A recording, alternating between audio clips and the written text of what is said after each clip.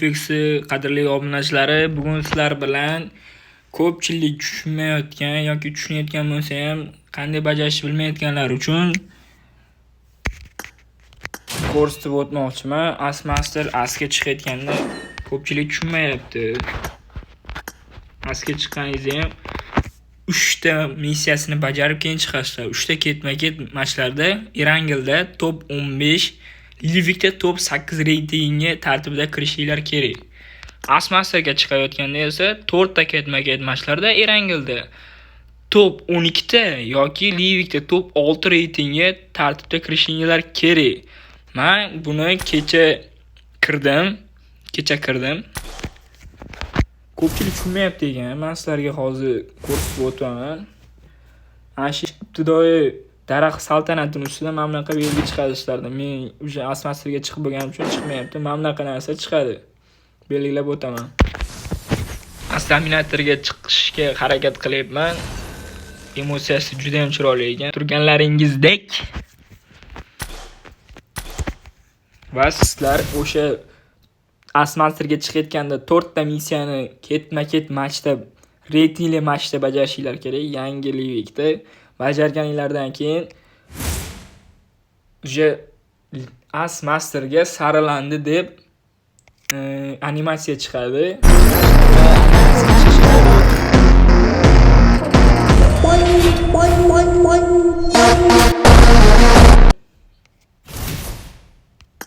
Mana ko'rishinglar mumkin, men Asmasterga nechikida bilan chiqdim. Bu men uchun qanaqadir uncha yoqmadi. Nega? Men 100 ta matchga kelganimda kilim 1000 tadan oshiq edi. Men 1200 ta, mana 120 ta match o'ynagan bo'lsam, 1200 tadan oshiq kill qilgan bo'lsam, menga norm edi. Men 139 ta matchda 1226 ta kill qilsam, menga bu juda uncha yoqmadi. Nimaga? O'ynamadim. Odamlar vashshi hammasi Asmasterga, asga o'sha mana shu sezonda ko'taryapti. Asga chiqis kelyapti, Asmasterga chiqis kelyapti, Dominator, Zavitilga, Istalochiga chiqis kelyapti. Hammasi Krisa, bilasizlar, endi hammani Krisaga olmayman. Krisalar ko'p. Shuning uchun o'zinglar bilasizlar, sekin asta o'ynashinglar kerak. Krisalar ko'p lekin. Men shu Asmasterga chiqayotganda men rosa qiynaldim. Faqat orqamdan otdi. Nimaga? Ular ham Asmasterga chiqishi kerak, Asga chiqishi kerak, Astaminatorga chiqishi kerak, Istalochiga chiqishi kerak. Shuning uchun o'zinglar bilasizlar, ehtiyotkorona bo'lib 4 kishi o'ynasanglar, 3 kishi sizlarga qarab berib turish kerak. Ular ham ko'taradi.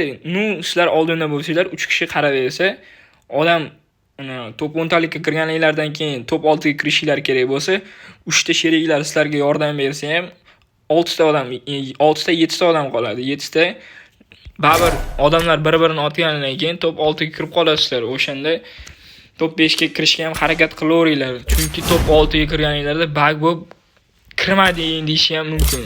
Menda bu narsa juda ko'p bo'ladi. Shuning uchun olg'a sizlarga omad. Bilmaganlar uchun o'rgatdim, bilganlar uchun eslatma bo'ldi. Video yoqqan bo'lsa, like, obuna bosib qo'yinglar, kommentga o'z fikringizni yozib qoldiringlar. Yana nima haqida video olib chiqay.